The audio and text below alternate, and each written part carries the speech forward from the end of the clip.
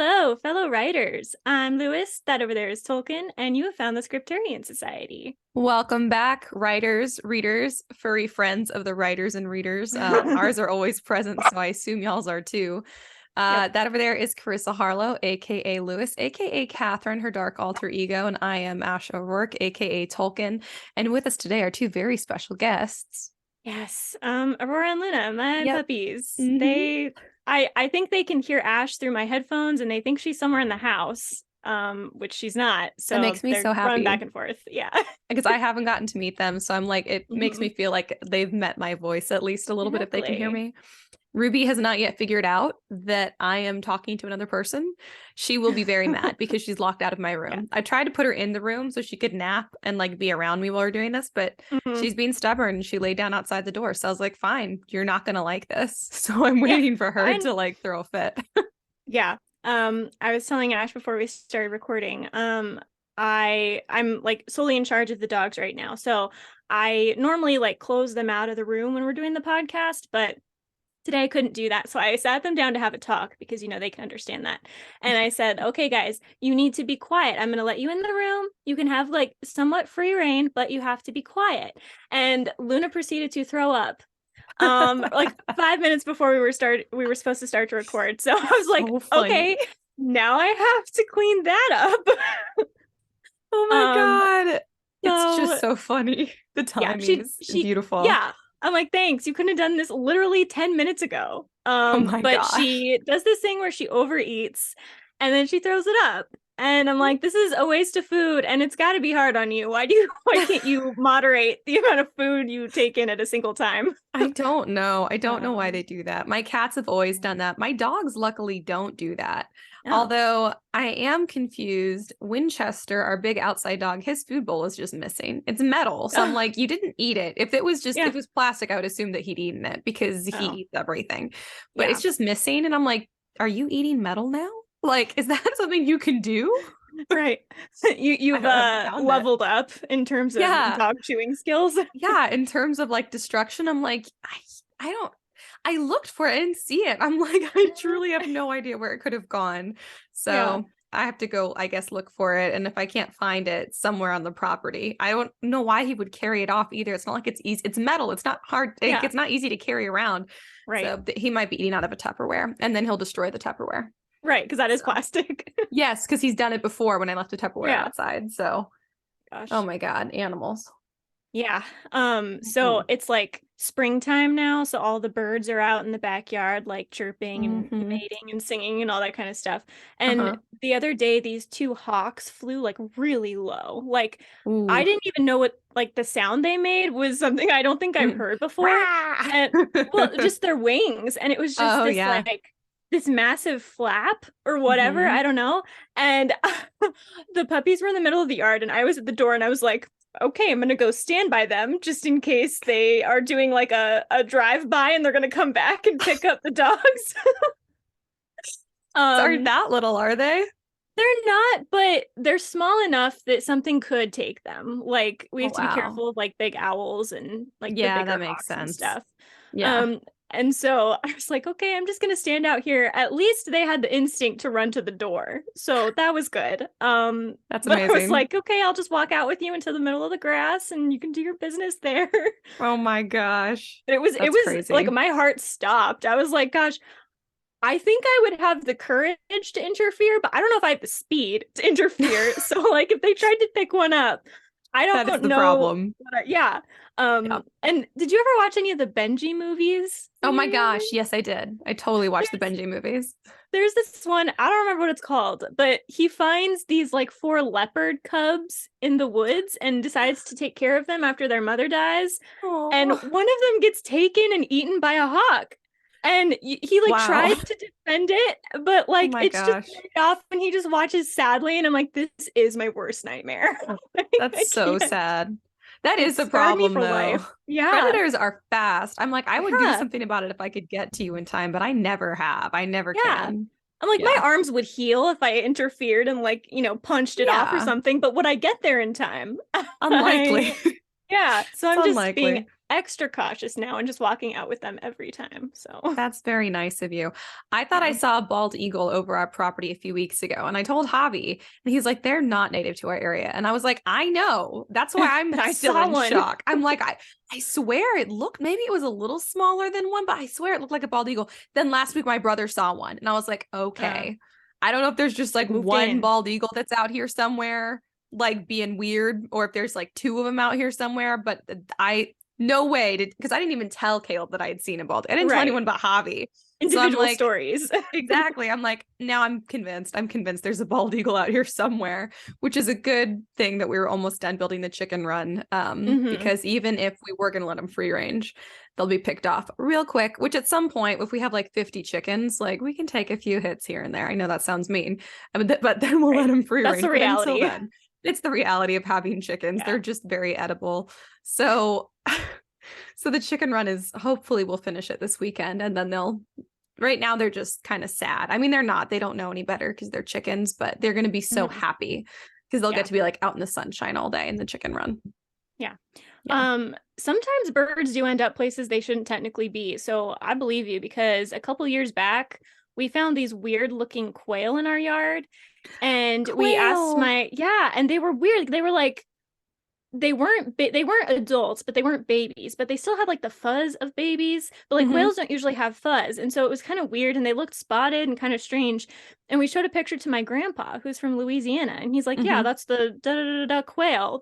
From Louisiana. And we're like, how did Why is Louisiana it quail get here? here? And they stayed in our yard for a while. And my dad was like, I think they're going to get eaten because they don't have any survival instincts for the predators here.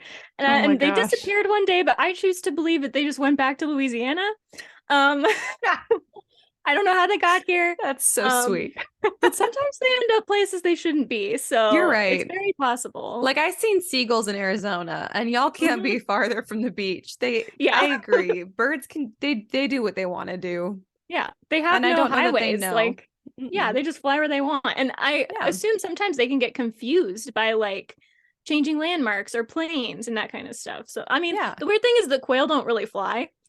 It is weird. But they It's could a still long get migration. confused. Yeah. And it was I just love two. So quail. we assumed they were either a mated pair or brother and sister, or they looked a little different. So we think one was Hmm. male and one was female, but they were just by themselves. Like, where are your parents? Aw. Oh, where are your parents? Yeah. That's so But yeah, that funny. happens. So, Wow. I really, really want quail, and my family's like, no, and I don't understand why. I'm like, why can we have chickens and not quail? And they're like, well, you have to yeah. have like a different enclosure for quail, and you can't let them run around or they'll escape. And I'm like, I can't let the chickens run around either, or Yeah. they'll get eaten. So like, what's the It's the same difference at this problem. point? Yeah, can't I just have some quail? They're adorable. They However, the thing are. is, like, quail also tastes really good, but I'm not really into Mm, butchering my own meat. I'd rather trade with the farmers that do. that makes So sense.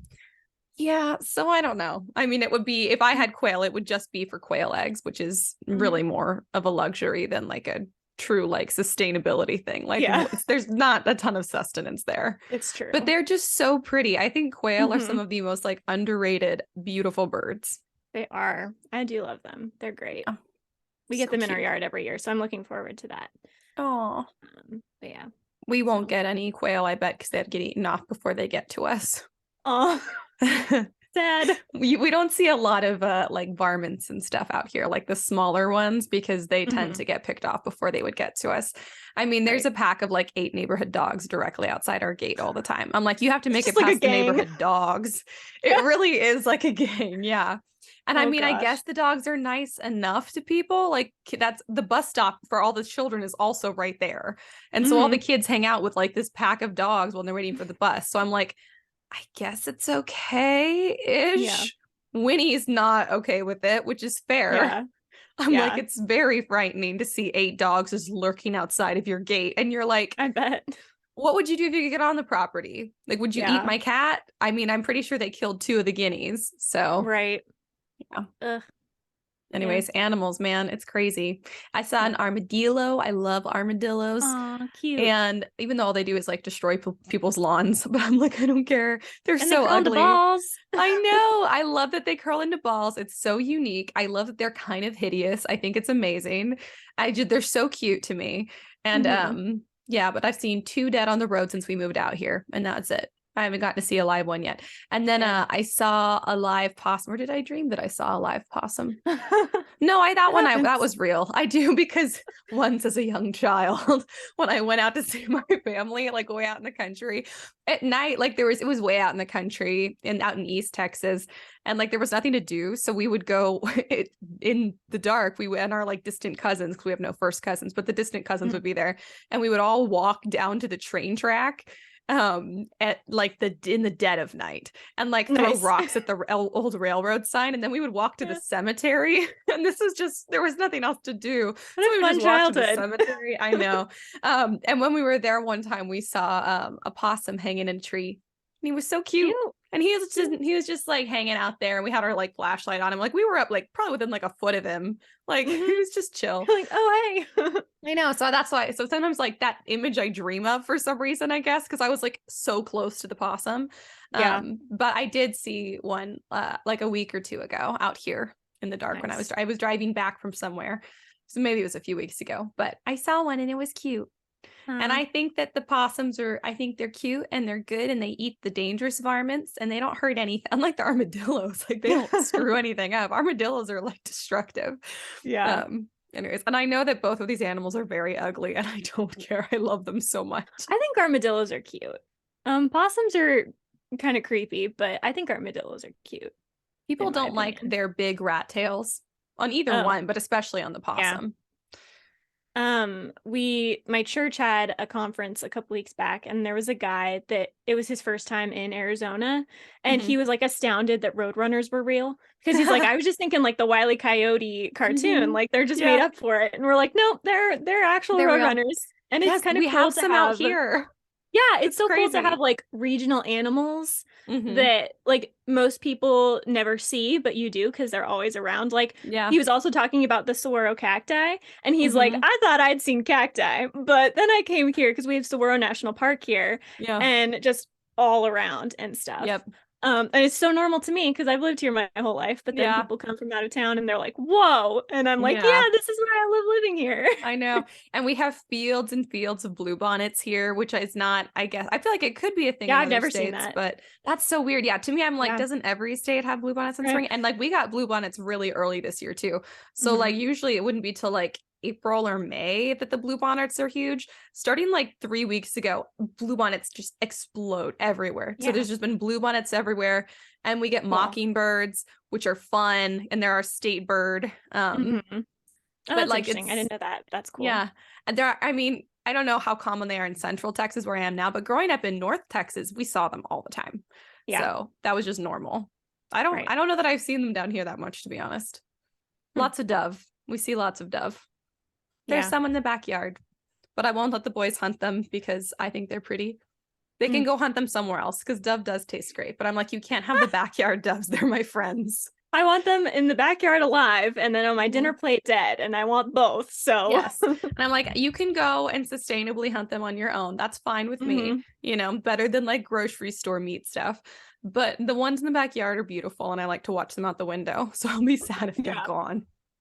That would be sad. Anyways, how has your week been? Good.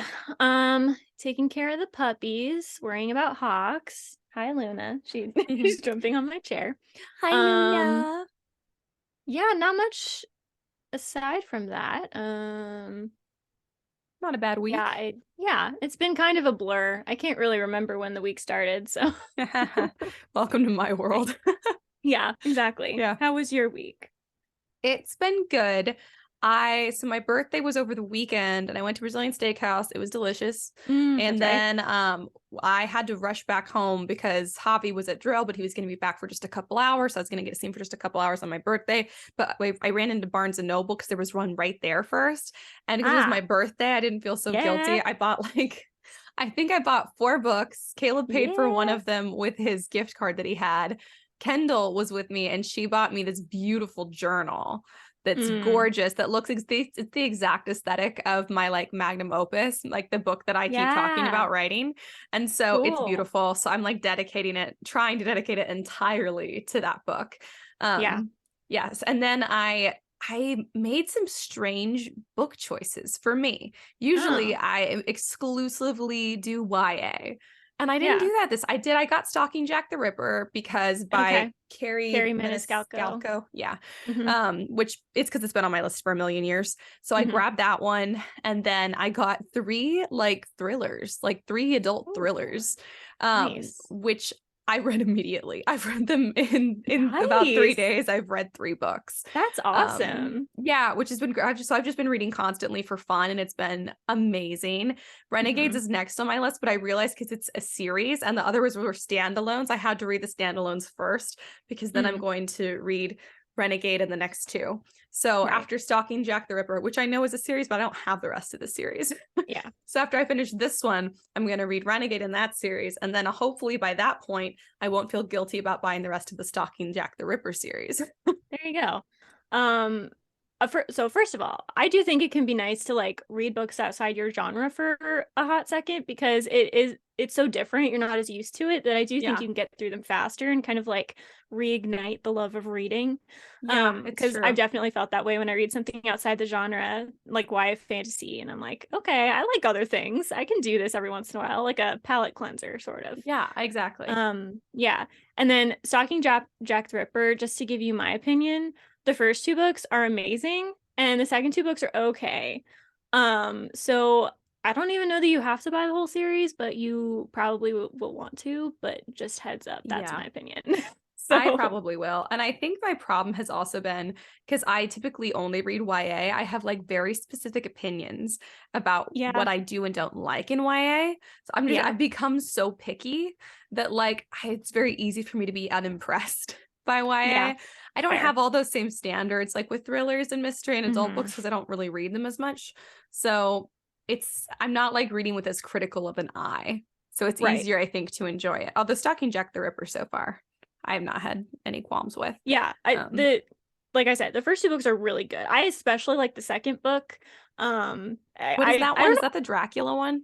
Yes. And it's not Ooh. because of the Dracula thing. I don't want to spoil anything for you, and I don't know if I've ever talked about it, but it has like a quote surprise character kind of thing going on, and it's one of my favorite historical people. So, like in a bad way, but just putting that out. I I'm really liked it. stressed. So, I have here's my thing about the any type of Dracula story. mhm. I I tend to not like them. I tend to really not enjoy Dracula Okay, stories. because of the vampire thing or because of the blood thing? I don't really care about the blood thing. I Okay, then think I it's think you're gonna be because of fine. Dracula specifically. Yeah, it it's not going to be like what you expect in terms of like a supernatural type of thing. It stays within like realistic genre. So Oh, sweet. I Okay, think you'll that like sounds it. better. It's more about Yeah, like the legend of Dracula as opposed to like the supernatural character of Dracula. that sounds So, much better. That yeah. sounds much better to me. Yeah. Yeah. So I I don't think you'll know. like I'm it. done with the supernatural Dracula. I'm like, okay, Yeah. I've heard it before. Fair enough. Yeah. A How lot would of you great have talk on that one. any book recs that you want to share? I have a bunch, but I'm trying to like make sure I Ooh. have the right name because I left my book in the other room. Okay, so I'm reading like I said last week, the second I decided I won't have any book recs, I do. So I'm in the middle of Soul of the Fire, I think is the technical title. It's another Terry Goodkind book. Is it the sixth in the Sword of Truth series? I read the fifth one, I think it was the fifth one last year. And I talked about it. So now I'm on the sixth one and I really like it. So once again, Sword of Truth series is really fun. It is adult fantasy.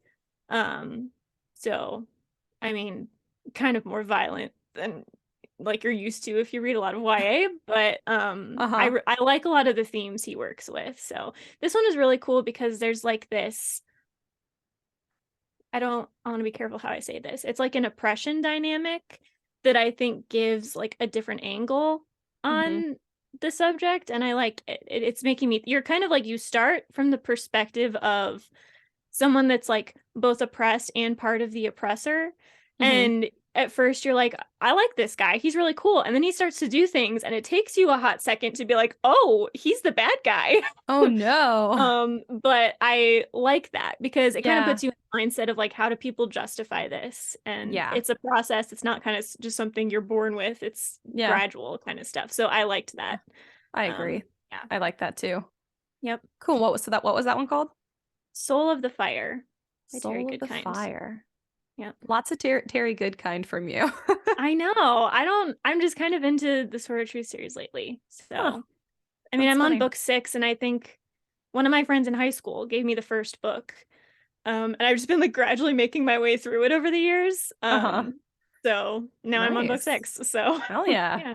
Yeah. Let's see. I have all of the 3 books I've read in the last 3 days. I mean, I could book rec all of them. They were good. But the one that was a book rec to me from Kendall was easily the best one of the bunch. Okay. Like, so it's called Home Before Dark by Riley Oh, Sager. You okay. guys, this book is, I mean, it's crazy. It's off its hinges. It's like you don't know if it's like a paranormal like mystery or if there's like ghosts and this house is haunted or if like something else is like you can't tell the whole time. And there is Cool. such crazy like mystery and intensity going on and you can't predict any of the twists. Like it's crazy. Cool. It was insanely well written. So Nice. I that was the only one I read by Riley Sager, but apparently Kendall loves his books. And I was just looking at his other books and they also look really good. So now I'm like, I don't have the money to buy all of Right. the rest of the Stalking the Jack the Ripper series and all of Riley Sager's books, but I want to. But if you guys are looking to branch out, if you too are YA only people, highly recommend what did I call it?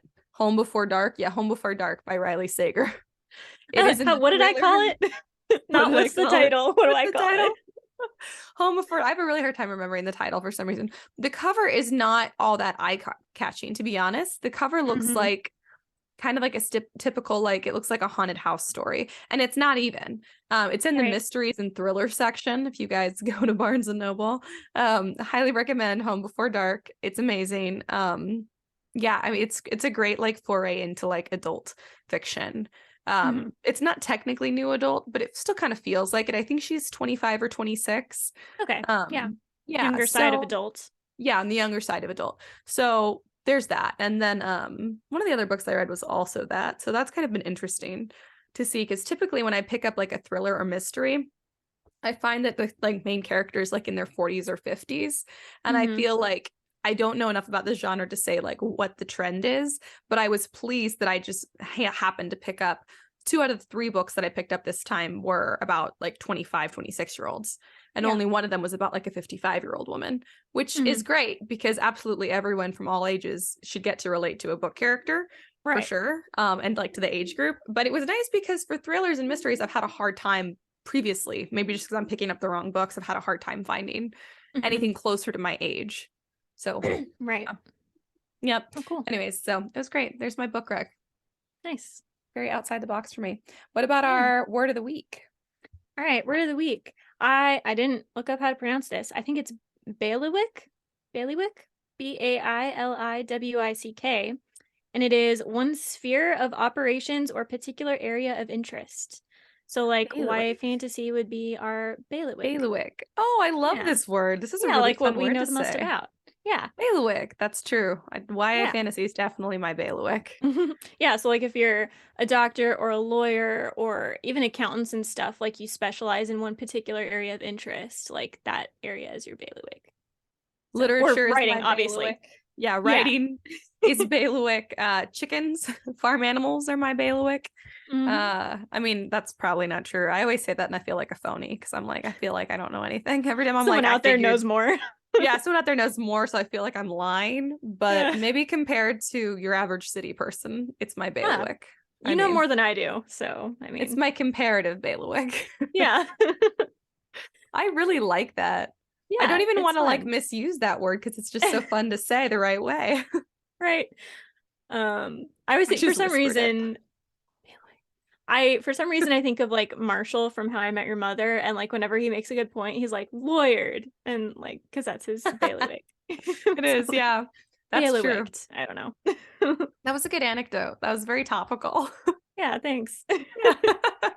I like it. Bailiwick. Yeah. Um, well, do you want to get into our theme for this episode?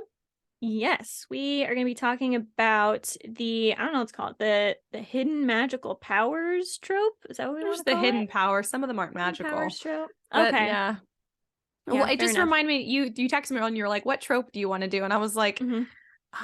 the only one that keeps coming to mind lately is because we just did the secret air trope. And we Hmm. talked about how sometimes the secret air trope coincides with the secret power trope, but Yeah, not always. and how they're And different. yeah, and they're kind of different. Like Harry Potter is not a secret air trope, Right, it's a hidden power trope where right. he, finds out he's a wizard. Hmm. Anyways, but I mean that happens a lot. This is not obviously Harry Potter's not the only. It's one of my Yeah, favorite tropes. it YA is. fantasy loves this trope. Hmm. I feel like a lot of boarding school stories, like the fantasy boarding school stories, involve this. Kids True. going to a boarding school and finding out they have like some magical power, and I love that too. I don't care. Hmm. This trope goes really well with other YA tropes. That's the It thing. does. Yeah, it's Yeah, true. it goes Yeah, I mean, like, excellently. okay, Percy Jackson, Hmm. obviously. Hmm. Mistborn uses this. Does Renegades doesn't. The Cassandra Clare book, City of Bones, uses Hmm. it. Even probably Clockwork Angel. Oh yeah, And I don't Clockwork think she Angel knows does that too. beforehand. Nope. So yeah, a ton of like the biggest Yeah, books do this. So I think would you Michael say Vey does something, this, yeah, which is like would more of a you superpowery thing, but would you say like Divergent is this because it's not a magical power, but it's like a proclivity or whatever when she finds out she's divergent? Or is that I different? want to say it leans closely enough. Okay. Husband, I'll tell him I'm recording. You'd think he'd know by now, but Leave me he never alone. knows what day it is. Yeah. But yeah, I would say it leans that way. Yeah. Um, So any kind of like revealing of a, I don't know, like a gift of some kind that they yeah, didn't know they had. Yeah. yeah, it is. It's like a hidden gift. Yeah. Um, I don't really know even where to take this. All I know is like it's one of my favorites, and there's, I mean, countless examples of it. Hmm. Um, I will say, I think maybe we're past this period, maybe we're not, but there was a period of time where I felt like YA books, I felt like every YA fantasy was coming out and every character or every main character had this. And it felt Hmm. really old and stale for a while. I don't know if Yeah. that's still the case. I've not been great at keeping up with like what's coming out right now in YA because I've been Hmm. focused on my other books. Um, Yeah. but oh, sorry, I thought I put my phone on silent, but apparently I didn't. Okay. Anyways, um, I felt very stale for a while. I feel like to do it authentically. Oh, Javi's going on a run. Like Run a jog run fast. or What? like a jog run or like Yeah. a, okay, Yeah, like cool. a jog run. I don't know I what I thought the other option was, don't know. I'm but like I was confused. running from the cops. I don't Yeah, know. I don't know. I was It's thinking like, like, yeah. is it called a run when you do that like bar hopping thing? Like a, Bar hopping? yeah, like, but there's a term for it that Hurdles? includes run. When No, you run hurdles? No. no, like when you go from like bar to bar, like in a, like to drink. Isn't that called a That's run? called bar hopping. I thought it was Is called it a called a run. run? I've never I heard don't of know. that. What do I know? I don't know either. I was thinking maybe there was some, not necessarily a bar, not that like Javi drinks too much, just I'm saying like the word run just kind of came into my Oh head as my some god. kind of like places to go kind of thing, not a jog. That's so funny. I mean, I can see how someone would think that would come to mind first for hobby Yeah. versus going on a jog. I guess it just feels weird that he would that would be news for him that he's going on like a jog. I Yeah. feel like that's the Well, it kind of thing is you do in the because army. yeah, but he doesn't typically do it for like PT stuff. He only does it when there's like a ACFT or like a PT test basically coming up, like a Yeah. physical Okay. fitness test. And he has one coming up soon. But I mean, he used to run all the time. Right. He got a scholarship for track. Like Yeah. He he's just seems like the always kind of run. person that does that. So it's like that would be You're like like, me and texting someone being like, right now I'm writing. reading a And book someone would or be like, thanks for letting me know that you're doing the same thing you always do. you're like, I figured. Yeah, Yeah. no, hobby's not run very much in the last few years at all. Okay. Yeah. I think he enjoys it, so I don't know why he doesn't Yeah. run more. But Fair yeah, enough. he was like, I Anyway. gotta start working out tomorrow. So, anyways, that's what he's doing. Yeah. But yeah, anyways, I was just saying, I think if you're gonna use like the hidden power trope, I think that you need to do it for a reason. Like, if you have a story that would be equally interesting without the hidden power, don't include the hidden power. I feel Yeah. like it was often kind of added as an addition because it was trendy, and I Hmm. felt like it wasn't really necessary. Yeah. That's true of a lot of things, but especially this trope.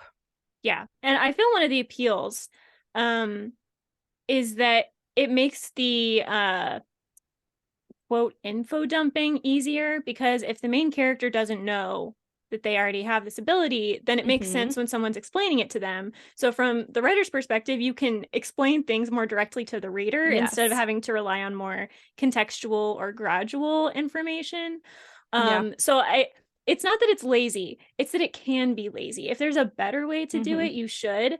But like thinking about like Percy Jackson, Harry Potter, Mistborn, like the I can't even remember if Mistborn is technically in this category, but um it adds something to those because it makes sense. Like part of, Percy's whole history is that like he didn't know this and now he does. And there Yeah. is also a thematic element there, especially in middle grade and probably YA, that a lot of kids want to feel like the things in their life that they don't necessarily like have a purpose. So Mm-hmm. like Harry Potter, like, oh, I didn't fit into this family because I don't fit into this family. Yeah. And Percy feeling like, oh, I don't really function really well in society because I'm not really a part of this society. Like the whole dyslexia thing I thought was a really Yeah. creative thing on Rick Riordan's part, I where thought so too. your brain is wired to read Greek. So that's why you're dyslexic. Yeah. And that's just, I think a lot of kids that have those kinds of issues can relate to that. And so it's Yeah. kind of fun to feel like, oh, maybe I have this hidden ability. And that's why XYZ is hard for me when it's not hard for other people. So Yeah. it can definitely work. But like you said, yeah, you want to make sure that it's an integral part of the story instead of a lazy way to info dump to people. Yeah.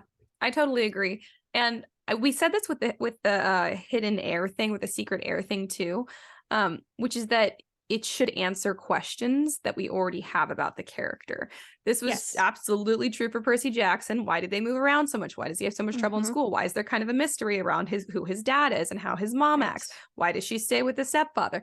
So when Hmm. Percy finds out that he is, the child of Poseidon, spoiler if you somehow that's a spoiler. I mean, here we are all Yeah. these years later.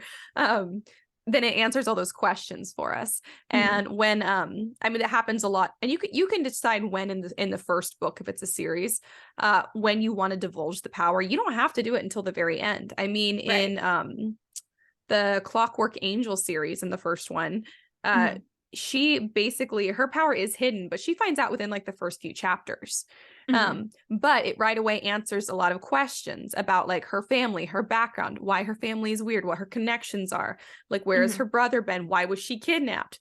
So it answers a lot of questions right off the bat. I think if Yeah. you have included a hidden power for your character and it doesn't, when it the revelation of the power comes, it doesn't explain something. Like in Harry Potter, they're like, there were weird goings on, Hmm. and Harry Yeah. Potter's parents were weird and stuff. Yeah. So it Mr. Dursley's all, seeing stuff around like with people in weird clothes, and he's like, this is yes, weird. exactly.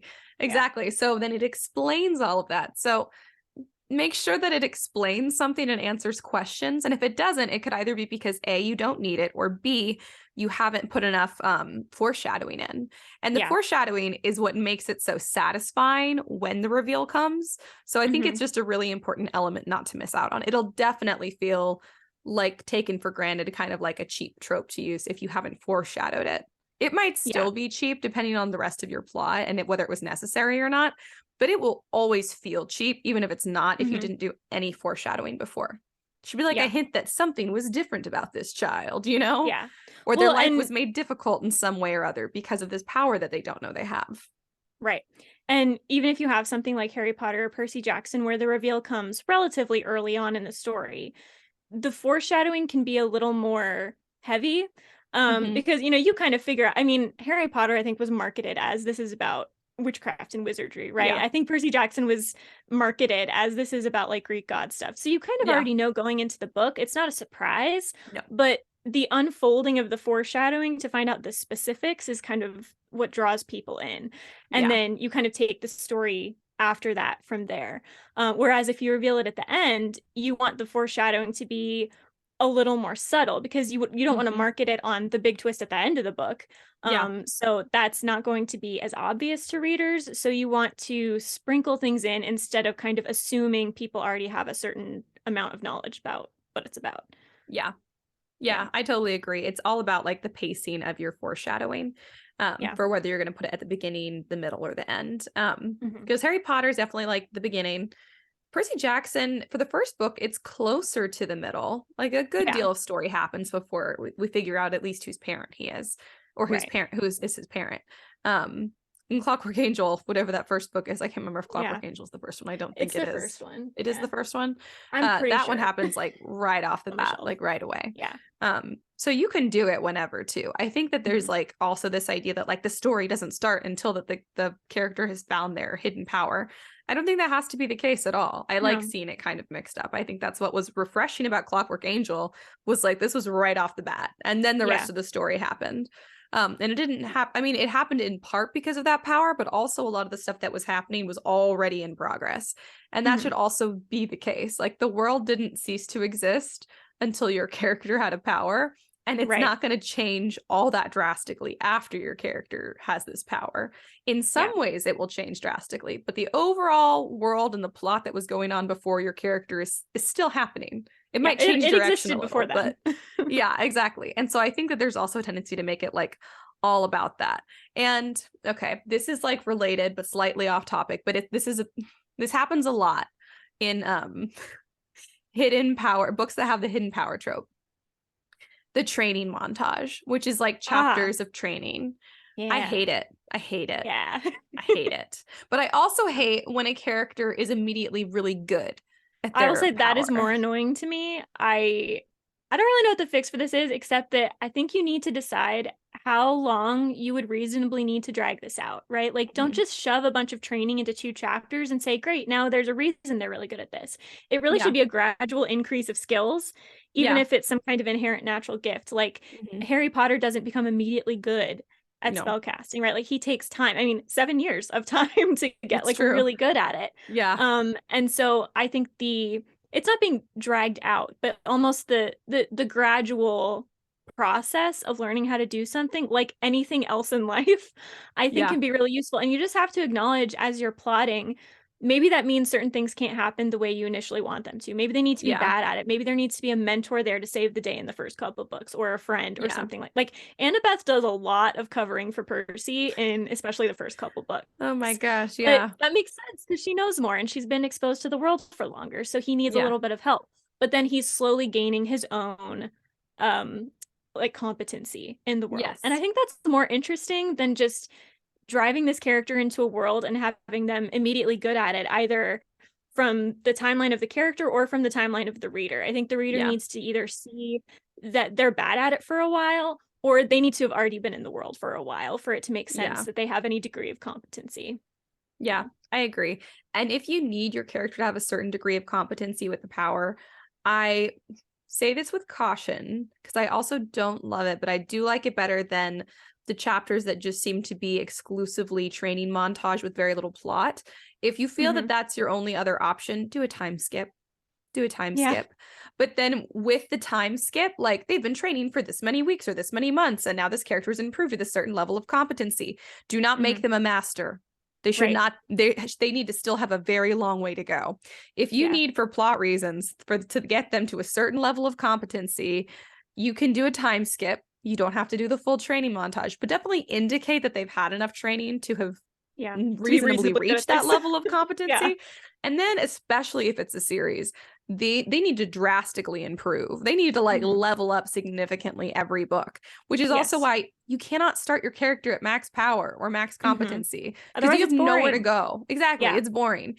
And then don't do the thing where your character is this is at Kelsey Hayes from the Tiger's Curse series. She Ah, ends up having a hidden power. They kept that one hidden for a while. And I yeah. actually have no problem with that.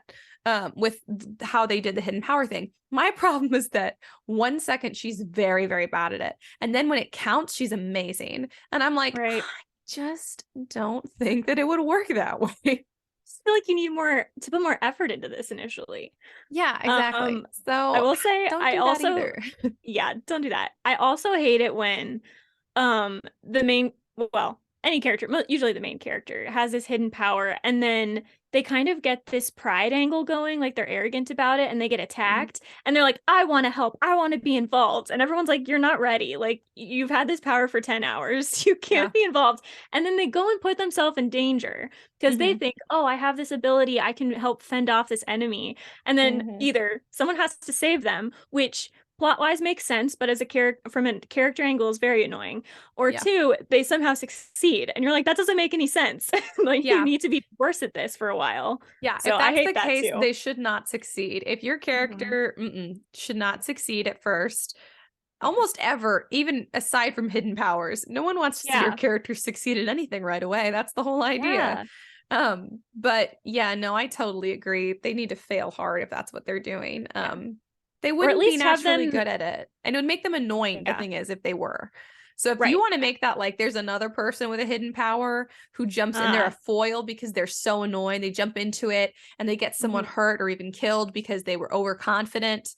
You could have a Yes. main character do that, but just know you're gonna have to really try to recover Redeem from them. that. You have to really redeem them with your readers Yeah. because it's very, very hard to redeem a character from that. You can do it. It's been Mhm. done. I want to say Aragon did this a little bit.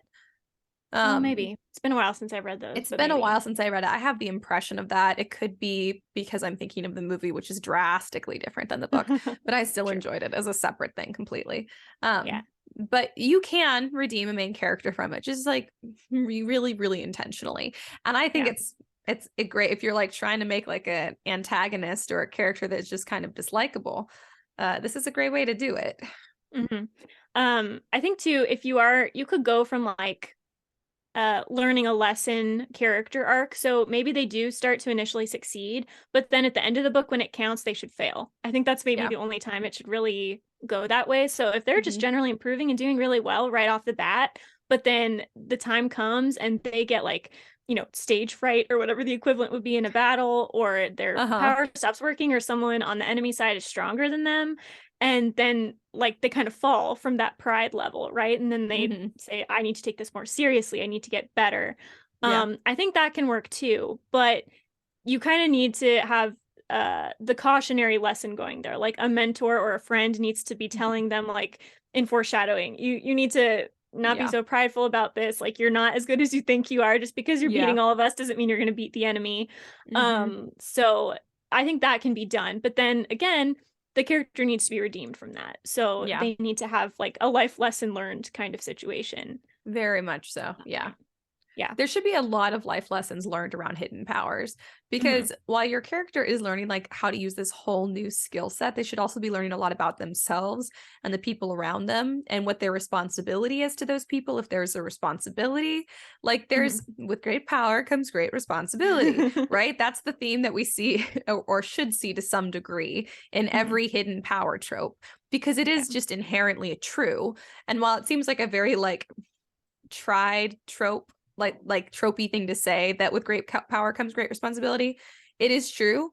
And Hmm. if your main character is so if your protagonist has a hidden power, that has to be at some point a concept that they grapple with. Yeah. Luckily, it'll look very different for everybody. Are they responsible to their friends, to their family, to some organization, to citizens at large, Hmm. to somebody that they care about, but who's maybe not like on like the good moral side of things, like to themselves? There's Yes. all kinds of ways that you can kind of tweak and play with that. And it doesn't have to be a Hmm. primary theme, but it should be an element of, Yeah.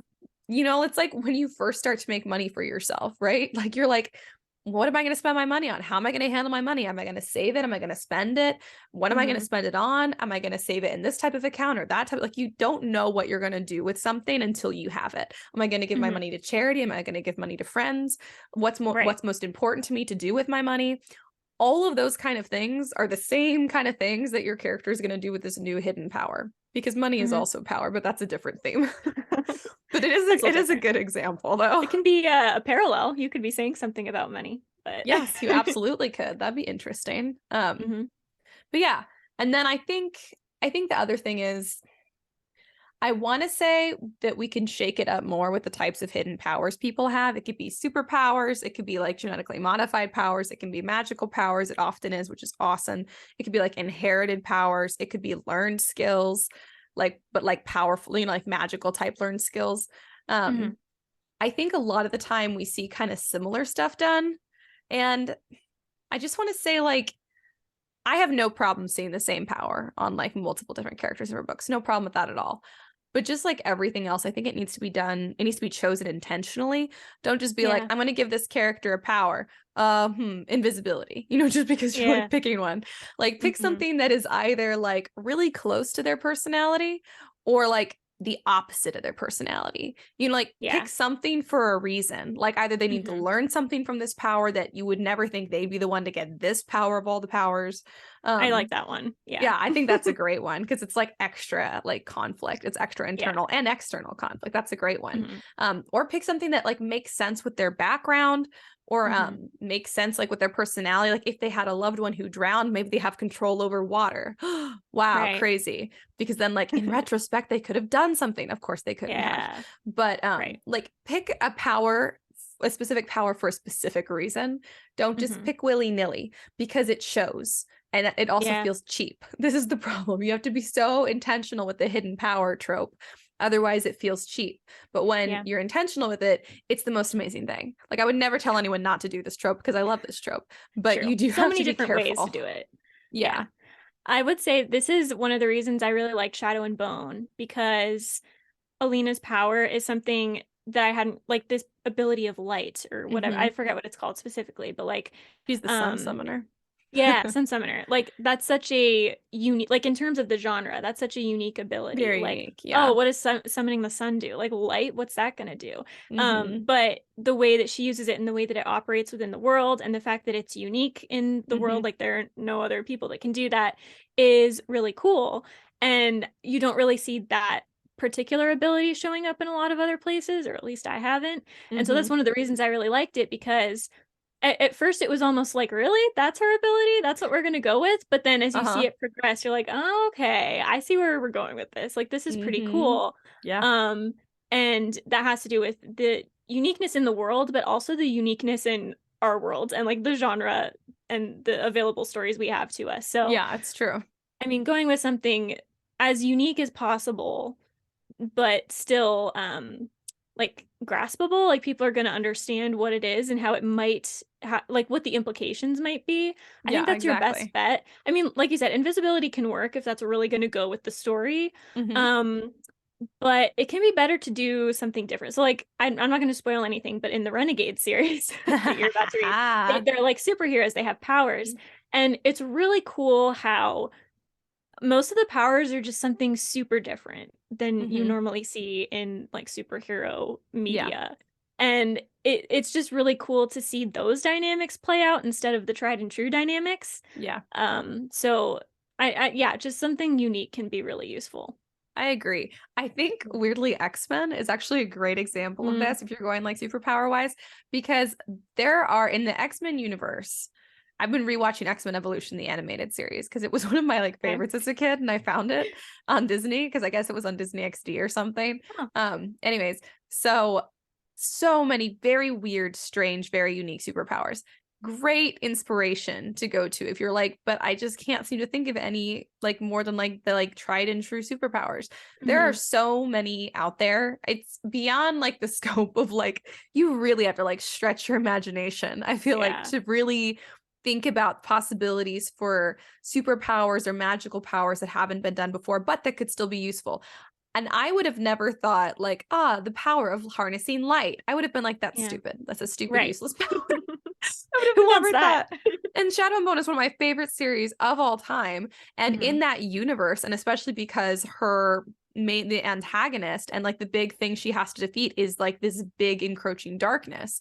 Hmm. In that universe, it is like this tangible, powerful thing, and she's the only one who has it. And it becomes Yeah. like badass and cool and not just like frivolous and useless. So you can also give, even if you pick a weird power, you can give it more power by the way that like whatever you situate it against in your story. So Exactly. yeah, I mean, there's so many options out there.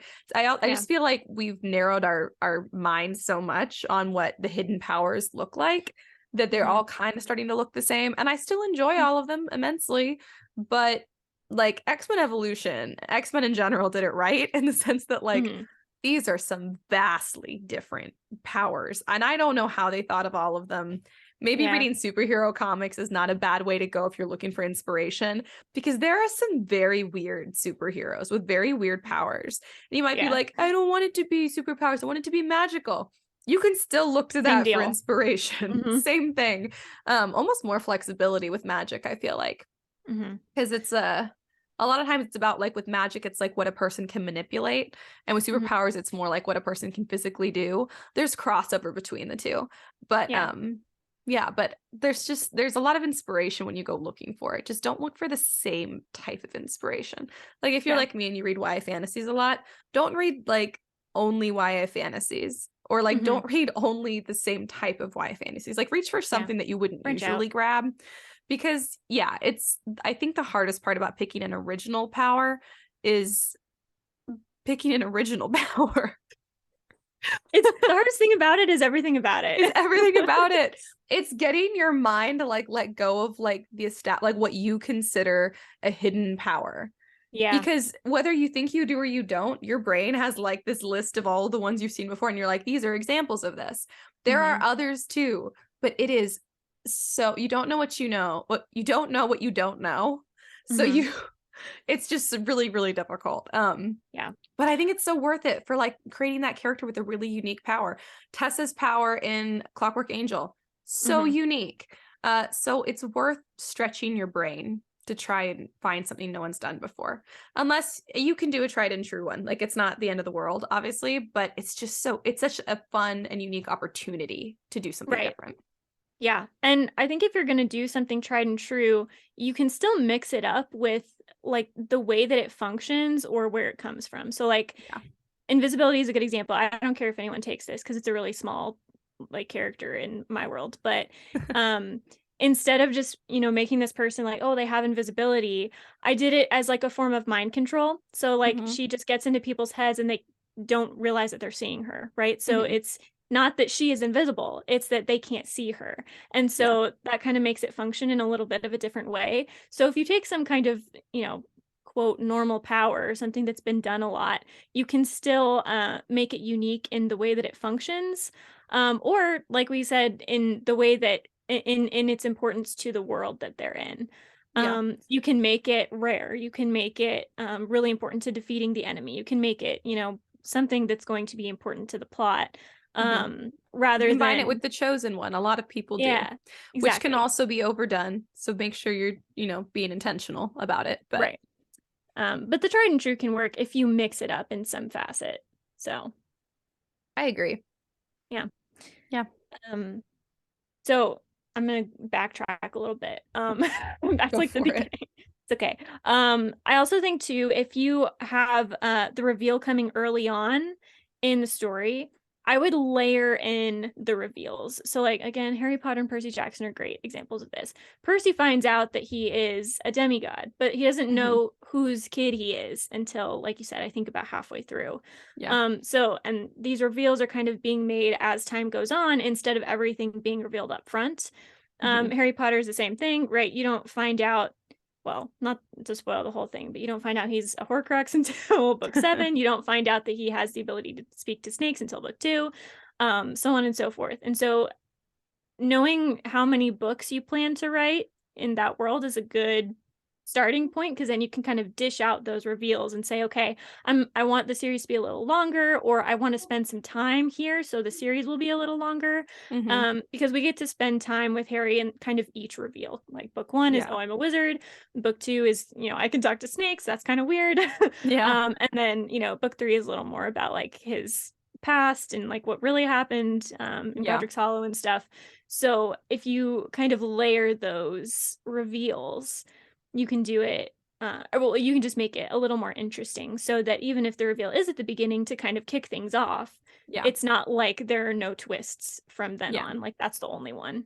I agree. I think too, just to establish real fast, so there's like urban fantasy and high fantasy. That's like the two basic ones I put it into, right? So Mhm. urban fantasy is like the real world exists, but magic exists Also within that world. So exists. yeah, so Yeah. any Cassandra Clare's universe, Harry Potter, Percy Jackson. um I can't think of any other examples, even though there are a ton. Oh, there's so many. I know. Where's my fantasy shelf? Anyway, like the real world exists, but there's like this underground, or like it's kind of hidden. Mhm. High fantasy is where the real world doesn't exist. It's just that fantasy world. So like Lord of the Mhm. Rings, Mistborn, etc. And I think a hidden power being revealed is going to work a little differently in either or. If Mhm. you're operating in an urban fantasy, you can really just make the existence of magic a reveal itself, right? Yeah, Like it's true. Clary discovers that she has these abilities after discovering that the world exists at all, and so on. Mhm. Same with like Harry Potter and Percy Jackson. But if you're in a high fantasy world, it has to be that everyone knows magic exists. Mhm. Or you could do it where no one knows magic exists, but essentially this magic is an understandable part of the universe, but Yeah. this person has a unique role to play in it, and they didn't Yes. realize that before. They either very few people have magic, so they didn't know, or they thought they had basic magic, but they actually have this big power, kind of like Alina in Shadow and Bone. They know Yeah. it exists, she just doesn't know that she has anything. Mhm. Um so that's also a high fantasy world. So you can go beginning versus end in either one of these. You have like four basic options that you could go. Yeah. But I think kind of realizing which one you want to write in can kind of help guide like what power is going to be best and how to make those reveals. So in high fantasy, you Yeah. definitely want to kick it off with some kind of realization that magic is already there and that people have a general understanding, and then you go Yeah. deeper. Whereas urban fantasy is going to be, whether it's revealed early on or later, it's going to be about revealing that the world exists at all. Yeah. And I mean, I guess there are degrees of this. You could have an urban fantasy world like by the time we get to, is it Lady Midnight in Cassandra Clare's world, like readers are already aware of the world, even though it's still an urban fantasy. Yeah. So we don't need as much world building. The characters are really enmeshed in the world at that point. They're not coming into it from the outside. Mhm. Um, but there's still more depth to be had. But generally speaking, you want to, at least in that first book in that world or series, you want to make sure that you're going with whatever your more specific genre is, that you're kind of committing to the urban fantasy or committing to the high fantasy. Yeah. So that can make it a little easier to figure out, like, okay, if it's a high fantasy, there needs to be maybe a little more of a unique power here because magic already exists. Whereas if it's Yeah. an urban fantasy, you can go with something a little bit more commonplace because it's already a new world to that character, and they're going to have misconceptions about magic because they didn't think it existed before, and so on. So Yeah. just keeping in mind which one you're going with. And again, there are degrees, there's like middle fantasy and all that kind of stuff, but um just keeping in mind which one you're going for and which one your world is can be helpful in determining how big or how unique that power probably needs to be. Yeah, I agree. So And it also, yeah. it doesn't have to be like this is the only character like with this unique power. That's often what it is. It doesn't have Mm-hmm. to be that way at all. I would Right. actually like to see more of like, oh, there's like a group of people who have this power, Mm-hmm. and this main character is important for other reasons than the fact that they just have this cool power they didn't have to do Yeah. anything to get. That'd be cool. Yeah, or Um, how they use it, like Nina in Six of Crows. Like she has an yeah, ability that a lot of people have, but she uses it a little in a differently different than they way. do. Yes, So exactly. Which is a great yeah. look to Lee Bardugo. You guys, Yeah. excellent example for so much fantasy stuff. Yep. And I think the other thing, Lee Bardugo is good at this also, but like you got to think about why is this hidden power being revealed?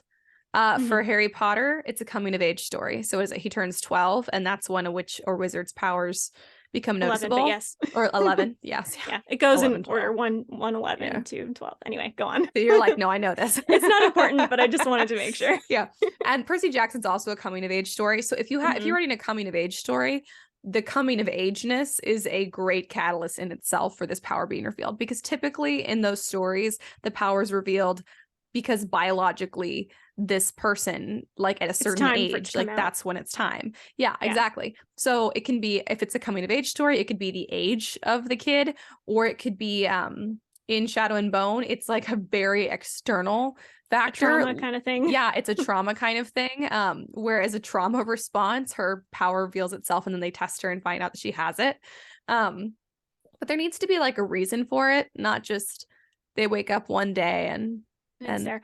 Well, it's with there. Alina too, she was suppressing it Mm-hmm. because she didn't want to have to leave the orphanage and leave Mal, right? So Yeah. it can be that, okay, powers just don't reveal themselves until you're 11, and that can totally Mm-hmm. work, and I like that. But it can also be because somehow the character is self-sabotaging, Yeah. essentially, that they don't want to have that power. Maybe it's outlawed or considered evil or puts them somewhere in society that they don't want to be. Mm-hmm. And so they hide it or they stifle it, maybe Yeah. subconsciously or totally consciously. Yeah. And that's again another detail you can weave in to make it a little different from other books in the same kind of trope vein. Yeah, I agree. Yeah, I think pushing a character to their breaking point is another great catalyst. Whether pushing them to their breaking point means they can no longer suppress a power that they've been suppressing that maybe Hmm. other characters have already realized when they were younger that they have, Yeah. or just pushing a character to their breaking point and then they realize what they're capable of, because there's Hmm. that saying that you don't know what you're capable of until you're pushed to your limits. That's Hmm. true in a lot of ways. You don't know what you're Yeah, capable of until you have to do it. true. So some like life-threatening catalyst, not a bad, reason to reveal a character's hidden power. Hmm. I will say, so Sabrina the Teenage Witch, the original series, not the new one. um Yeah, I love that show so much. I've seen it it's like a so hundred times, good. but it always bothered me. I know it's her 16th birthday and all. That's the catalyst is her birthday for her Hmm. discovering she's a witch, but she basically just in her sleep like floats off her bed and there's no reason Yeah. for it. So I felt like there wasn't enough of a reason. Like I would have rather Hmm. like she goes to school that day and like something happens and she gets startled and like, magic happens. Right. I think that would have been more fun. But so just think about that. We said like the same thing with the hidden heir or with the secret heir trope, is that don't just reveal for no reason. There needs to Hmm. always be a catalyst. There needs to always be something that pushed the reveal to happen. Otherwise it wouldn't Yeah, have been a secret to begin with. exactly. It would So have come out same, it before would have come then. out. So same with the hidden power. If it's not a coming of age thing and it's not like a trauma thing, like an instant trauma response, find a reason. Otherwise, Hmm. it didn't need to be hidden to begin with. Yeah. Like, Well, and I think too, if you're working with a literal magic power, I don't know that age is a good like super specific age is a good mhm. measure because like biologically things don't just happen on your birthday, right? Like you No. don't you don't hit puberty on your birthday. It's happening gradually before then. Yeah. So if it is some kind of a magic power, it just seems weird that it would happen exactly on your birthday. There would Yeah. at least be signs leading up to it, right? And so like in Yeah. Harry Potter, it's just on his birthday that Hagrid is allowed to talk to him. Hmm. So it's not out of the blue in that case. Yeah. With Percy, it's been like going on for a while before he realizes. If Yeah. you do want it to be on like a birthday type of deal, I think something like Divergent is a little better where it's not a magical power. It's just like a, Proclivity. maybe some kind of, yeah, a proclivity, a sci-fi kind of ability Hmm. that's like A in the genetic genes. modification, Yeah, that would trigger exactly on a birthday or would be pushed by society, right? So in like The Hmm. Giver or Divergent, things happen on your birthday, or Yeah. at least, the day that it's not on Triss's birthday or I think on Jonas's birthday, but But it's when they're a the certain year that age. everyone in that age group is that age or whatever. Yeah. And so society kind of decides, okay, now we're going to test you for this, or now we're going to put Hmm. you in this category or whatever. Yeah. And so if you're wanting to do something specific, like on a specific day that it's going to be revealed, I don't know that magical power is the way to go. I would go with maybe something a little more subtle. Like, Sci-fi yeah. dystopian, something like that is a lot easier to do something really specific because you have like Mhm. the government makes people go certain places at certain times. Typically in that Yeah. type of universe, it typically will be some type of like scientific, you know, progress Explanation. that results in these powers. Yeah. So there's a lot more like human control and human mechanics involved.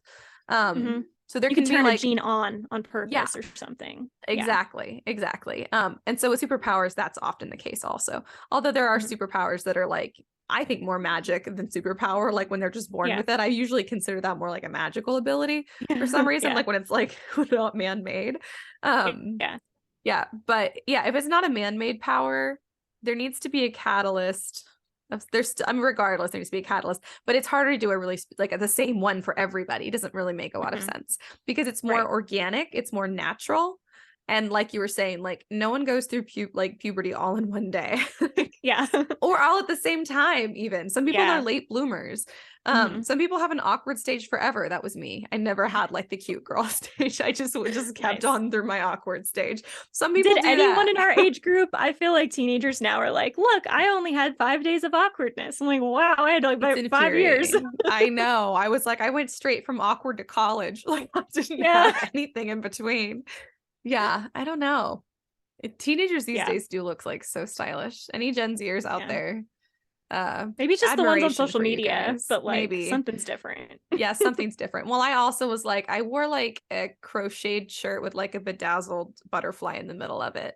I feel like that's not a thing that teenagers would wear. Just like Probably style not. has changed so much. It's so true. Remember the butterfly Uh, clips? I used to wear yes, those God, I love strongly those. through middle school. So I love those. I used to yeah. wear hemp choker necklaces all the time. Mm. God, cargo pants and tank tops. Some of this is coming back, some of it's not. They're Yeah. like bringing it back, the elements of the past, but like they're bringing it back in like a classier way. Hmm. But we Yeah. were necessary to get It it was, yep. started. You Couldn't guys, have any you of this needed without us. us. You We had to needed us test to it show out. you what we were doing wrong so you would know what to do Exactly. right. Exactly. God. But yeah, Um, so if your character has an organically occurring power, it mhm. doesn't make as much sense that it would just happen on a specific day of the year or a specific birthday because that's not how being a human works. So maybe not the Right. best choice of catalyst. Well, and I think too, if Divergent is just my best example of this, I think.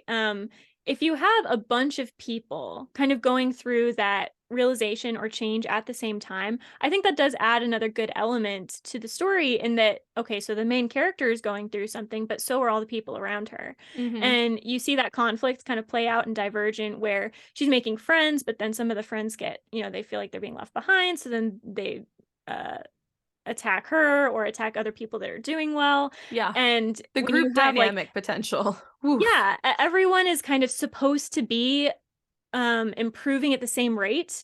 And then Mm-hmm. your main character can't. She can be middle of the pack like Triss is in, I mean, she's Mm-hmm. kind of end at the back of the pack, but like enough in the middle to pass.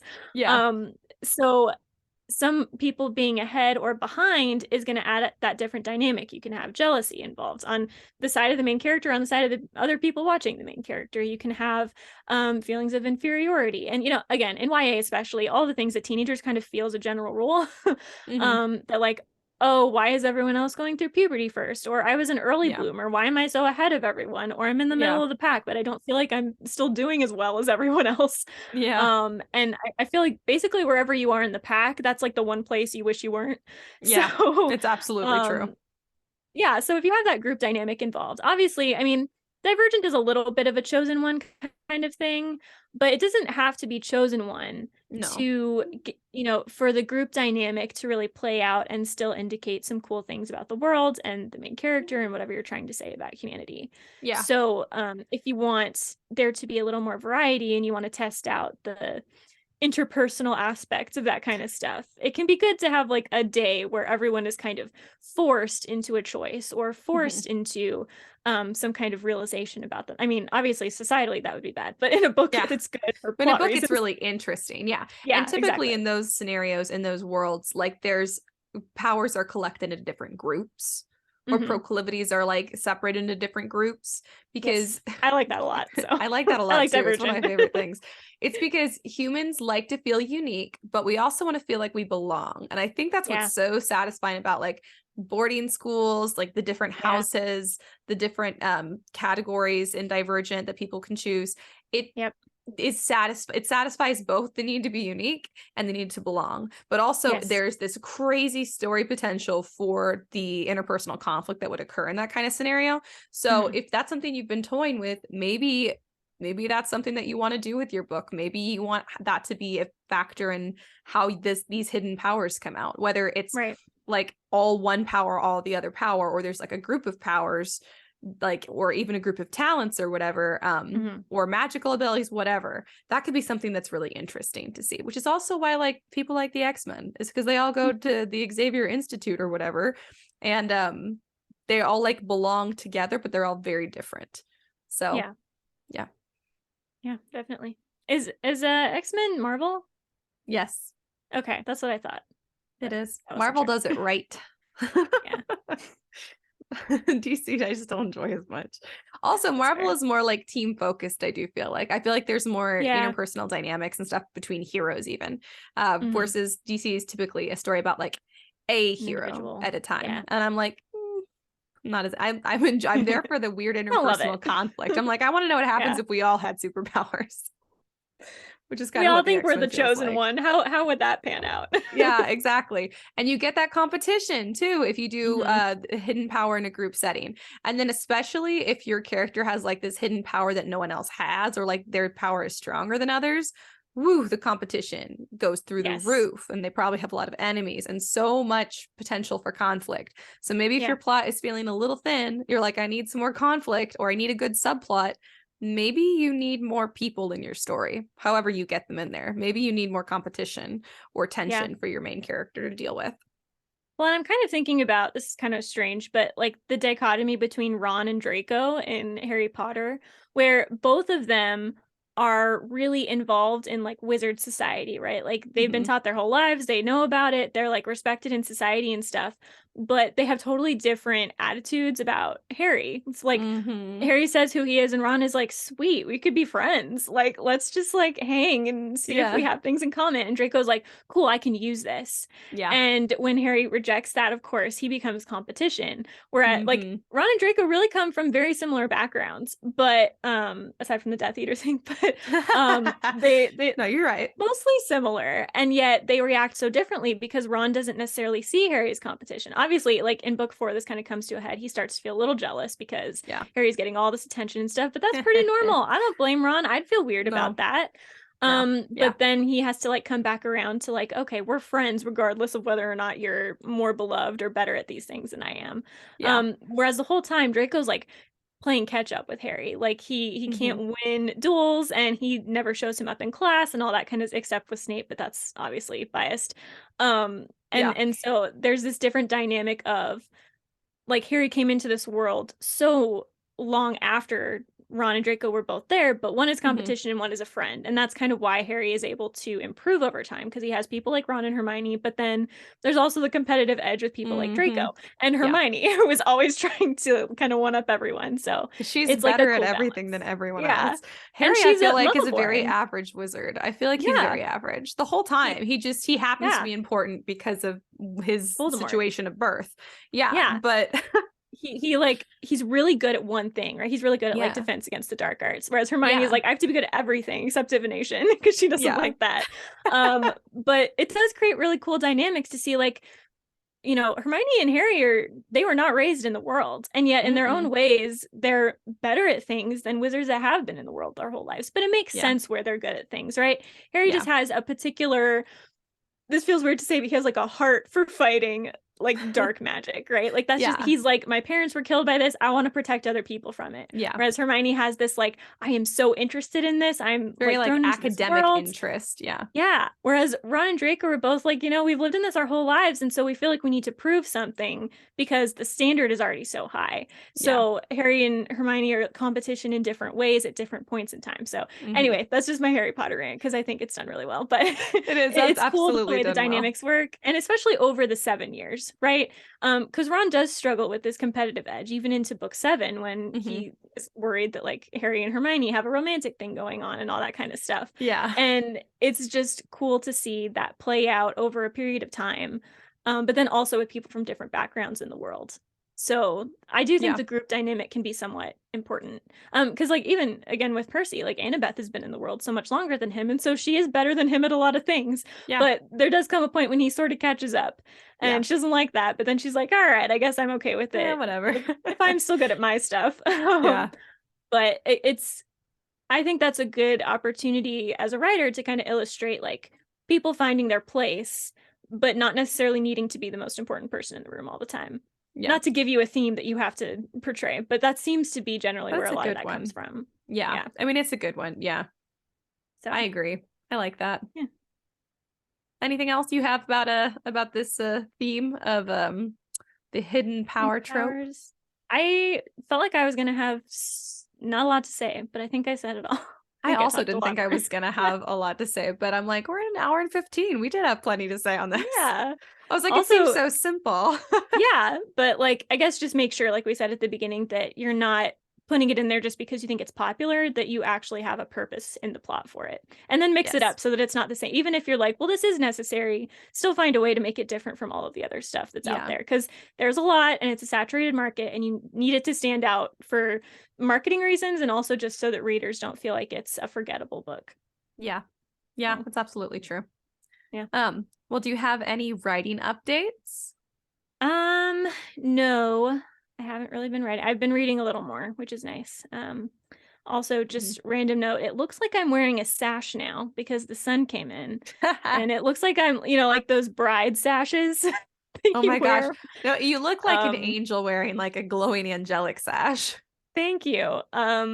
I don't know. I'm like creeping away from the screen. I had the window closed and then the puppies opened the curtains because they like to look out my window. Of Um, course. but It anyway, looks like you're going through a catalyst and you're about to reveal your hidden power as a sun I summoner. know. Yeah. I wish they could close the curtains as well as they open them, but they can't. So they They probably could, wouldn't but they anyway. won't.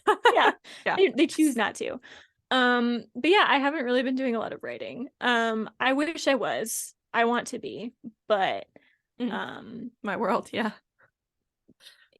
I don't know if no, I won't talk about it now. Maybe I'll talk about it next week. But I've been doing like in-depth soul searching about stuff. So that's been taking up a lot of my time. Wow.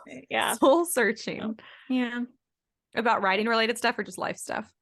Well, I guess both. Like, all right, I'll go into a little detail. Not to get too religious on people, right? But I'm going to because also I don't care. So I've been getting into like these videos and podcast stuff about like the new age and the occult and how like certain stuff like that is making it into the church and how that's not great because a lot of it is very counter to the Bible and how Hmm. like if people outside the church want to do it, like okay, but you shouldn't be bringing it into it and all that kind of stuff. So Yeah. it's making me like reconsider the whole fantasy genre again. And I know we went over this in like college when we took our Tolkien class with Yeah. helpers and stuff about how a lot of a lot of the debate has to do with where the source of magic is coming from. So like Hmm. if you take like prophets and psychics in the Bible, right? Like one is good, one is bad. Why? Because Yeah. one is from God and the other one is trying to create power on their own. And Yeah. that always made a lot of sense to me. And I still think that, but I was like, I'm hearing all of these people talk about it and I'm sitting there and I'm like, oh no, have I gone too far like the other way? Like are my books too like magic in the negative sense oriented? And so I think I've kind of come to the conclusion that when Christians talk about magic, they are countering it against miracles, right? So there's magic and miracles. Miracles Hmm. is the stuff that's from God, magic is the stuff that's not from God. And I think Hmm. that's fair and that's true. And I think that's how it's used in the Bible. Hmm. But I think in general culture, magic refers to both. Yeah. And we don't necessarily distinguish all the time.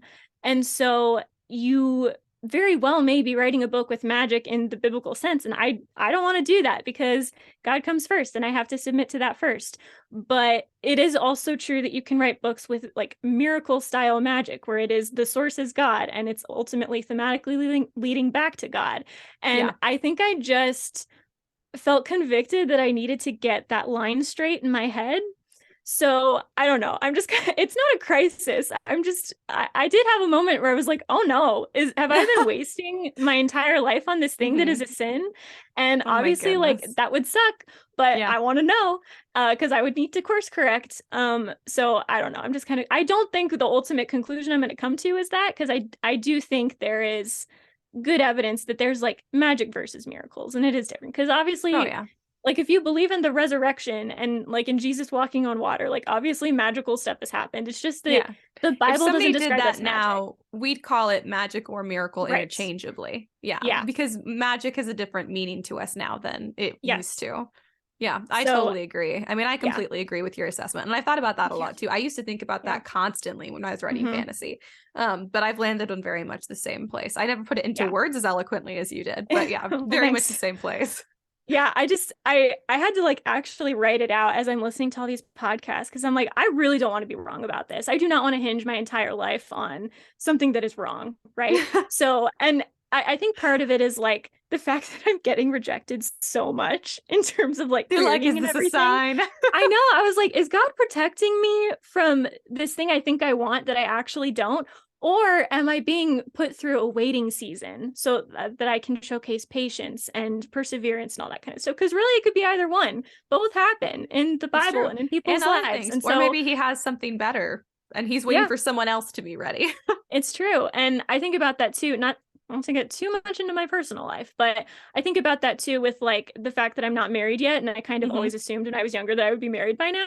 Hmm. And I'm like, there's so many possibilities. It could be that God wants me to be single. It could be that I'm screwing up. It could be that my husband is an idiot and I have to wait until he's ready to actually meet me, right? Or that I need to correct Yeah. things. Yeah. So it's just like, it's hard to tell sometimes. If you're a Christian, you know this. Sometimes it's hard to tell if God is making me wait because that's what I need, or if I'm screwing up. And so Yeah. Or if it's just it's sheer hard. circumstances. It's always one of Yes. the three. Hmm. And oh my God. Yeah. Oh, it's so stressful. I think about it all the time. Oh my Yeah. So I goodness. was just like, because I do want to take responsibility for like how my own actions affect my life. And I've Hmm. been kind of in a weird place for a while. So I'm like, okay, is the fact that I'm getting rejected a sign? And I don't know if it's because of what I've been exposing myself to or because it's the answer or what, but I was like, maybe I'm just in the wrong genre. Maybe this is something that I'm not supposed to be doing. And that's horrifying, but like I Hmm. have to think about it. So I'm like, Yeah. if I'm right, if there's nothing wrong with writing fantasy, then I'll come to that conclusion and I don't need to be Yeah. afraid of looking And into then you'll it. be But even stronger in it than before. exactly. Yeah. Because you know how like when you listen to a podcast, you kind of imagine yourself being interviewed one day Hmm. and like what you would say about certain things. So I'm like, Oh yeah. what if someone asked me, like, how do you reconcile like writing in this genre and being a Christian? I'm like, I don't Hmm. know that I have a super solid answer anymore because I think a lot of the knowledge kind of faded because it's been so long since I've taken that class and been in that environment with people doing the similar a similar thing. So Yeah. it's like I just need to write it out and have a really concrete idea of why I'm doing this for me so that I make sure I'm doing the right thing, but then Yeah. also so that I can explain it to other people. So I think it's Yeah. just about finding the correct line. So I could go on. I won't go on, but I've just been thinking about that a lot lately. So I stopped Hmm. writing and I was like, I need to make sure that there's I'm nothing on the right bad track. going on here. Yeah. Yeah. So That's funny. I went through that when I was a teenager more so. mhm. Largely also because I grew up in a family with some weird stuff. And Yeah. one of the things one of these family members would ask all the time, would grill us on, was, what's your purpose? And Yeah. from like a heavily religious, in an abusive kind of way, because we all know Right. religion can be very damaging also if you use it Right. wrong. And so I had to like figure out in concrete terms You're because like, I why am had I to, doing this? yeah, because I had to justify it to an external person. Now, should I have had to do Mhm. that? Absolutely not. That was the Right. dumbest thing in the Right. whole world. But Right. because that was my circumstance, I ended up exactly like with this like train of thought and stuff you're going through now. I went through Mhm. before too, and I've had to think about it a lot. And I still think about it a Yeah. lot because because it's enjoyable to think about, to be honest. Right. Like it's like the philosophy of writing and what you write and why, that kind of thing, and compared with your Mhm. moral beliefs or whatever, your religious beliefs. I just think it's a Yeah. really interesting topic. So what you're Yeah. talking about, I'm like, oh, this is so interesting. I feel Yeah. like I've spent my whole life since I was like 14 years old thinking about like Mhm. ruminating on this since I was like 14. So I Right. get it. I completely get where you're coming from. Yeah. And I mean, Thank you. I very much agree with what you're saying, but Yeah. definitely keep Thank doing you. your thinking about it, because Yeah. whatever Exactly. side you land on, you'll believe in wholeheartedly, and you Yep. will feel that you can move forward with more confidence than before. Yep. Um, we say it in your books too. Know why you're doing what you're doing. Yep. The Have a same in purpose life. behind it. Have a Intentionality. reason. Be Yeah. intentional. Yeah. Yes. It helps. Hmm. Yeah. It's Even if it good. doesn't change anything, it just makes you know why you're doing what you're doing. It really helps. Right. And Yeah. it is hard sometimes too, because I feel like if you're not, if you're around a lot of people that like aren't Christian or aren't really strong Christians, they'll just be like, oh, it's fine. It's not Yeah. a big deal. And I'm like, that's not good enough. Like You're it like, is a big no, deal. Yeah, I never trust anyone on that. I feel like anyone yeah. who loves you and cares about you, Mhm. you can trust them on some things, but if you're like, "Hey, is this thing I like okay?" I would think beyond that. Do some thinking Yeah, beyond that. exactly. Yeah. So then also on the writing update side, I've been toying, this is going to sound so arrogant. I know that. Just keep that in mind. I'm aware. I've been toying around with the idea of eventually writing like a memoir one day. Uh-huh. Which I know I hate it. I hate that I'm even thinking about it because it seems stupid. But It's not stupid. I do feel like the fact that like of like my heart condition, I have kind of a Hmm. unique take on like writing and Christianity, and I'm like I Yeah. feel like that's played a big role in both, as weird as And that youth sounds. and life and opportunities, you have a Yeah, very unique perspective. I Absolutely. know. And I don't even know if there are that many people out there like me, but I figure I have a different perspective on things that I think would be helpful to people. So anyway, I wrote the end of it. Not the You're whole at the thing, just end of like your the end, memoir. because I want to make sure. I mean, obviously, it's not a prediction about my life, but it's just like the conclusion that I ultimately want to be there. Hmm. And I just feel I struggle so much with writing a thesis. Like, this was always Hmm. my biggest problem with essays in school. And you like themes are like the thesis of fiction, and I'm really good at those, I think, but I'm really Yeah. bad at like a nonfiction type of thesis. So I'm like, if I know what the end is, if I know what the goal is, maybe it would be Hmm. easier to actually start writing this just to like have it and see if it's even worth pursuing. Yeah. So I wrote the end and I really like it. But So worth it's like two pursuing. pages. Yeah, That's I so don't know. We'll funny. see. When I have But occasionally thought about writing a memoir, I simply don't know if I could because my memory is so bad. that's true. I guess you could interview So your bad. family, but then you'd still Yeah. only have their perspective. So It'd be I like don't writing know. an autobiography about myself. Yeah. Think of it as writing a biography. Like you have to Yeah. do research on I have someone to do else, research. else Yeah. else's life. Also, I'm like concerned. I feel like I'd have to go to a lot of therapy, and I feel like I would have to like go through like what's the regression therapy, like where they like make you remember things. Yeah. I don't really want to do that. So Yeah. we'll You're see like, if at any if point that's in my healthy. life I would probably have to do that if I was going to write a Hmm. memoir. And I don't know if that's something I will ever want to do or feel like Yeah. doing or feel led to do. So, Fair but I enough. feel like you should, and you have I memory. I'm So, thinking about it. And it's weird because I already have this conclusion now. And like a lot mhm. of it is really dependent on me actually publishing some fiction books first, which Yeah. obviously then it can't be something I query or anything. I mean, Yeah. maybe if I kind of catered it the right way. But anyway, it's just Yeah. something I've been toying with for a while. So we'll see. But I have That's an so ending. fun. Yeah. I have yet to read a memoir that I thought this was useless. And I went through this weird period of time as an editor where I just every client I got was a memoir. Yeah. And you would think eventually like reading all these memoirs, you go, "Well, that didn't really need to be a memoir." It's never happened yet.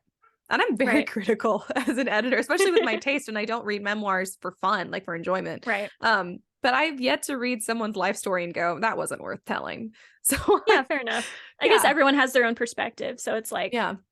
I no two stories are the same, but then it's Hmm. like you want to be unique enough that there's, something new to say to bring to Yeah. the party. So Yeah, I don't know. exactly. Well, I think of most Yeah. people who end up completing a memoir do. I feel like Yeah, if you don't fair. have something new to say, you probably didn't finish writing the memoir. So True. You got like 4 pages in and you're like, that's it. That's you're my like, life that's all there story. was. I'll put it in a blog. Yeah, exactly. So yeah, I think you should do it. I think that'd be great. Yeah, thanks. Maybe I'll try it. I'll You write a should. chapter and send it to you and you can tell me if it's Oh, terrible. heck yeah. Heck Yeah. yeah. I'm gonna edit another memoir. Woo! That all I that was actually just really preparation enjoyed for those. mine. It Just kidding. probably was. I actually really enjoyed working on memoirs. If anyone has a memoir they need an editor for, feel free to send them my way. Yeah. Um, Fair enough. yeah, Anyway, that was that's my an long thing. excellent Go with update. go with your update. Luna is I going thought you were gonna curtain. be I'm like, so go with sorry. God. Go with As the God. light changes across my face. If you guys want to see what we look like, Yeah. these videos are all on YouTube also, if you guys didn't know. Under the Scripturient Society, or Story Yes. Siren Studio, whatever you want to search for. But I don't really have any writing updates. I'm still in my Okay. reading period. Like I said, this is my recovery period. Which I'm obviously enjoying. I read 3 books in 3 days. I'm reading Stalking Jack the Ripper. My goal is to read Renegade and the rest of that series. And then after that, I think I'm going to try and write some stuff. And I got my new Yay. journal. So I'm still not have not picked back up my own writing yet, but because right now I'm still in my reading phase. But I think that's my plan. We'll see if I still need to keep reading more after that. I feel like I'll know. I hit this point of I read enough where then all of a sudden I'm just filled with inspiration. So I'm hoping that I'll reach that point and I won't just have to force myself to go back into writing, which if I have to, I have to, and I'll just hope the inspiration comes. But I'm really hoping, like, surely after reading like 7 books that rapidly, hopefully that'll something will spark come. something. Yeah, because I'm not like just trying to get through these really fast. I'm just really enjoying them. So I'm like, I know my imagination is turned on at this point. I just don't know if it's ready to get to work. Yeah, so fair enough. If it still needs some time. Yeah, hopefully it'll feel ready to get back to work. It's like it's stretching right now. It's like stretching for the race. Ooh. You okay? Sorry. Yeah, Luna knocked my microphone down. I'm so sorry. Luna. She's like, I have important things to say. Excuse me. I know. She's jumping. I'm so sorry. Continue on. It just scared me. No, that's it. I just say my brain feels like it's like stretching. It's getting ready to do something great. That's what the reading is for me. So I'm like, I don't know how long we have to do this whole stretching thing before we can do something useful. I'm enjoying it immensely, but and it's easier than the actual race for sure. But yeah, anyway, so I'm enjoying myself right now. I'm still trying not to like pressure myself too much. Because then I'll be miserable and then I won't want to do it because I'm miserable. So this is, I'm very internally guilt motivated. External guilt, not so much, but like I feel guilty if I'm not being productive or whatever. And that's typically how I force myself to do things. And I'm very productive as a person. I don't want to do that with writing because it is kind of a miserable way to live. You want to allow it to keep some like a hobby level enjoyment. Exactly. I'm like, I want it to be my career, but I already have a full-time job and a farm and stuff. So I can't put the level of pressure on myself that I would otherwise if it was my full-time job, because it would feel manageable if it was all I was doing as my full-time job. I'd like to put that much pressure on myself. It's not, and it can't be. So I'm like, I need to like take off like the guilt pressure. So I can enjoy it, because I do my best work when I'm enjoying what I'm writing. I don't write very well. I just don't think what I create is very good when I'm like forcing myself through it. I can do it. I just don't think I make my best work. Obviously. I mean, I think that's pretty normal. So anyways, I'm enjoying my reading recovery period, and that's my writing update. Yay, good. It's a part of writing, so totally counts. Yeah. Is there anything else that you want to share with the writers this week? Nope. Sweet. For me. Well, if you guys enjoyed this episode, if you wouldn't mind dropping down below, popping in a little review for us, that'd be fantastic. You guys can leave us 5 stars. Even if you hated us, leave us 5 stars to tell us that you hated us 5 whole stars worth. Why not? I can't imagine that you stayed to this part of the episode, to the very end, that you hated us. You're just hate listening. You're like, I hate these people. I need to hear more. I need to hear that next stupid thing they're going to say, that they're going to talk about religion again. Yeah, how dare they? Give us 5 stars. Just kidding. But if you guys wouldn't mind leaving a review, that'd be great. And of course, podcasts grow via word of mouth. So if you guys have friends who are writers or even have been thinking about getting into writing more, I know some of my adult friends who've just recently started writing, and they're having such a good time, and I'm just so psyched for them. So share the podcast with your friends, writers and otherwise. And if there's something that you guys want us to talk about, a specific writing topic on the pod, reach out to us. You guys can email us at contact@storysirenstudio.com, or you can message us on social media. We're on Instagram and TikTok. We're the Scripturient Society. TikTok's got funny videos. Instagram has got like helpful tidbits here and there. And you guys can also just like tell us what you're reading, what you're working on. We want to hear from you. You can join the writers group on the Discord link below in the description. All kinds of ways that you can get in touch, and we would love to hear from you guys. We actually have, I mean, Karissa talks with you guys all the time, but like I've recently actually been in contact with a couple of y'all too, and it's been fun. Usually I check our sister podcast messages, That Pretentious Book Club, and then I don't end up checking the Scripturient Society. But I've been trying to like keep in touch more, and you guys it's great, and we love hearing from you. And I think we got a listener for That Pretentious Book Club who started listening over there because of Susanna, who we had on this podcast. That was sweet. But he emailed us and he gave us a book suggestion, so that was very nice. Cool. But yeah, and if you guys want to support the pod, And you also want to look really awesome in some really cool swag, you can do that. You can go to storysirenstudio.com. That's our production company. That is our website. You can also go to the Scripturient It'll take you to the same place. And there's like some cool writing t-shirts, there's notebooks, there's inside jokes from the pod. If you've been here for a while, if you're listening backwards, you'll definitely get them. And if you guys want something specific merch-wise, just tell us. We are happy to give you guys whatever it is that you desire, if it is within our power. Within our hidden powers. Ooh. Yes. Ooh, nice way to bring it full circle. Thank you. I tried. Anyways, if you guys well, no, that's all the ifs. That's all I'm gonna ask from you. I feel like I ask a lot of you guys at the end of every single episode. If you love us, don't unfollow us. Thank you. If you love us, don't be mean and continue to follow. Which, fun fact, Carissa's response, often if you say I love you to Carissa, she'll say thank you. I didn't even realize I was that kind of person till Lexi did it to me that one day. She caught me off guard. She's like, Carissa, I love you. And I was like, thank you. And I was like, what just came out of my mouth? I've heard you do it several times since then too. So if you love Carissa, just know, thank you. Yeah, exactly. And if you guys love me, I love you too. There you go. Anyways, that's all we've got for you guys this week. So until next week, keep writing. And we'll see you on the next page.